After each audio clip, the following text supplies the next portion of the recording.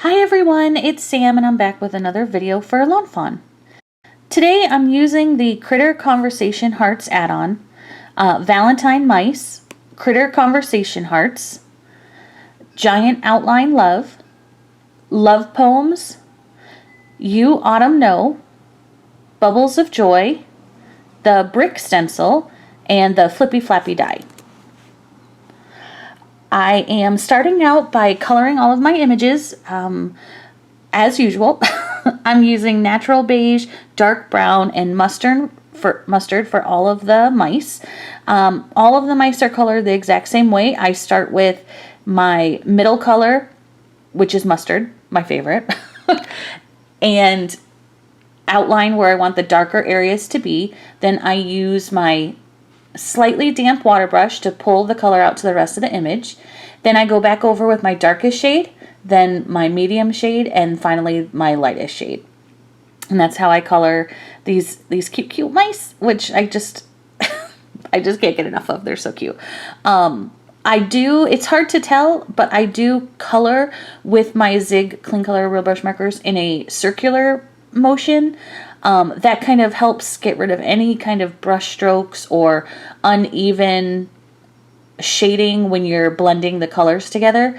So in order to kind of get it to look really smooth, I'm just using, I'm just coloring in like a circular motion over and over, like tiny circles, especially in the tiny areas, just like boop, boop, boop, tiny circles. And for the little tummies of the mice that are showing, I am just using mustard color. It's just a little bit of mustard in the darker area, pulling it out, and then the same mustard on top of the same dark area. No fancy, no life-changing or unique coloring here. There's a lot of mice and I'm coloring all of them. I don't use all of them. There's like 2 I think that don't make it on the card, but you know me, I always keep all my images so I can put them on another card because they're too cute not to use. So I just save them and put them aside, and then when I'm playing with mice again, I pull them back out. I love how each of these mice have a different expression and position, and it really just helps bring the card to life. Of course, no card critter for me would be complete without pink cheeks, and I'm using pale orange and light carmine to add pink cheeks and to color their noses and their ears.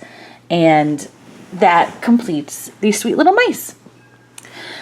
Next, we're going to color all the paper.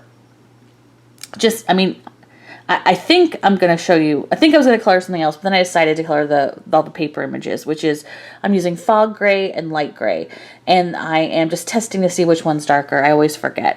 And I'm just using the darker color in where I want the darkest area, and then pulling it out with the lighter one, and then blending it all together with a slightly damp water brush. There's not a lot. The reason I thought I was going to use the pink first is I wanted to color the hearts, but I knew that like the heart on the envelope and the heart inside the speech bubbles were going to have gray around them, and that pink color that I'm going to use, the pink and the pale orange, is very susceptible to bleeding. And just like the red I use, the carmine, once it blends, it lives there. So here we are, pink and pale orange. Now that the gray is done and mostly dry, I'm going to just color in the hearts that I wanted. I'm actually going to use 3 different shades of pinks and reds because there's a bunch of hearts, and I wanted to kind of add a little bit of excitement, so it wasn't just 3 colors, brown, gray, and pink. So I'm using pink and pale orange for some of these hearts.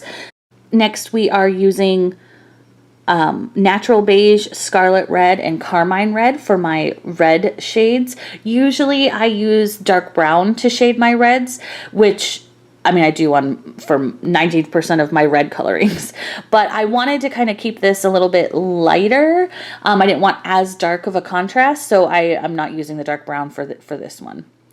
My last pinks are going to be with light carmine and light beige. It's hard to see because the light carmine, I use them so much the names are rubbing off, but I do know them. but it's hard to see on the video. I apologize. But yeah, that's it. That's my cards. My images, and that was the fun part. And now we're going to get down to the making of the rest of the card.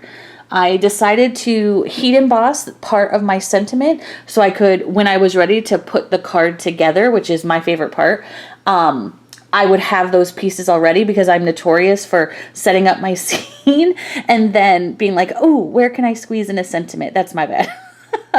So I thought let's do heat emboss part of the sentiment now, so we have those pieces ready. And next we're going to get inky, lots and lots of inky. I'm using the brick stencil on 80-pound white cardstock, and I'm using picked raspberry and candied apple at the top. These are Distress Oxide ink, so they blend together like the smoothest thing you've ever blended together, especially through a stencil. If you're new to ink blending, try ink blending through a stencil first, because especially with Distress Oxides, it's so easy and fun. And look, bam, that's done. It could be done. You know me, I have to splatter all the ink colors, but I mean, that background is done, and it was very short amount of time it took. So I highly recommend, if you're new to ink blending, start with Distress Oxides through a stencil. It'll help you get used to blending the colors together, especially to see what colors work together, and to learn. So yeah, I'm just splattering all of the same ink colors I used over the entire front. I'm also going to splatter some white ink, and then I'm going to clean all that up. And here is the pull part of the pull mechanism of the Flippy Flappy. I guess the Flappy. I'm just writing back on the back. It's a pro tip that was given in the intro to this die video. And this is the, let's say, flippy part. I'm just lining up where I want this to be on my card so I can ink blend it in similar colors. So when you pull it out, the colors are similar.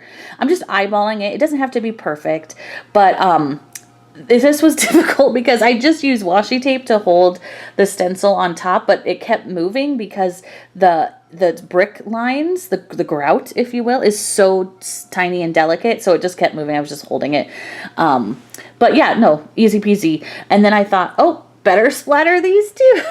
I thought I was done splattering. I would have done it all together if I had thought this through, but per usual, I'm flying by the seat of my pants here. So I'm just going to splatter all these. I also am using a couple of the other die cuts from the set, the part that shows you where to pull, and the white rectangle that goes over the flappy part to cover the acetate, which I'll show you. I'm just ink blending that in picked raspberry just to give a little bit of contrast to that very, very pink and red background. Okay, so those are going to dry, and now we're going to work on creating the card. Here is the hidden mechanism. I'm just writing back on the back, and I'm going to fold all of these scored lines towards me. The front, it's on the front right now. I'm going to flip it over. Now I'm going to do the back, and again, fold it all towards me. I'm using a bone folder just to get it nice and extra creasy. And you do have to train this die, so that's kind of, the more the folding, the better. And next we're going to put some double layer of foam tape. Make sure it's double layer just on the edges of this mechanism on the back of it, because you want to give that folded crease area some wiggle room. So I'm lining up the back of the pull tab and the back of the flappy mechanism. I'm adding some I always forget what size it is. Let's say 1/4 inch tape, and folding down that tab so on the first crease. And now I'm going to flip it over and test it and kind of train it. And look, there it goes. Easy peasy, pull, pull. And now we can put the card together. I'm going to take off the release paper and attach this to my card front, or I'm sorry, to my card base.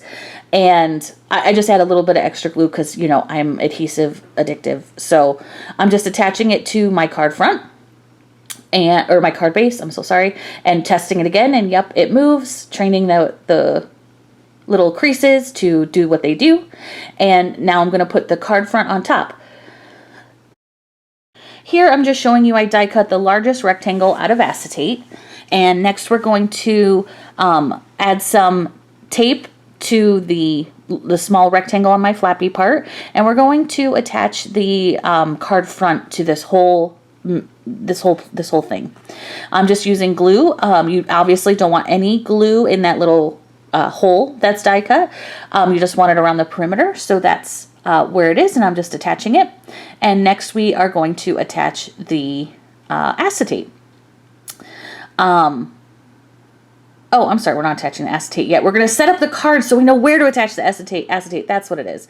Okay, so I die cut the giant outline love from black cardstock, and I love how it pops. I originally had it in white, but then the black, I think, just works much better. So I am just attaching that to my card along with the heat embossed sentiment we did earlier. And then none of these images are going to have foam tape because it already has a double layer of foam tape. I didn't want the card to be so thick you couldn't put it in the mail. So everything's just being attached directly to the card, which is unlike me, but okay. I am also going to attach these cute little conversation hearts to the inside of the flap, which it looks like he's holding them and blowing a kiss. I stamped the little kiss mwah to the mouse, and now I'm going to attach the mouse to the acetate. And I'm sorry that it's off camera. I am going to see where I want it, and I want him to pop up right there like he's standing on the sending, and the conversation hearts or the speech bubbles are coming out of him because he's so in love. And I'm just trimming the acetate so that it doesn't stick out behind the mouse, lining it up and attaching it on the small rectangle of the flap, and then putting that pink piece on top. And that's the card. Super easy. Look how fun. I love how excited these mice are to celebrate. And it's just such a fun card to pop out and add a wow factor to your Valentine's card. Be sure to check this card out up on the Lawn Fawn blog, and thanks so much for stopping by. Bye!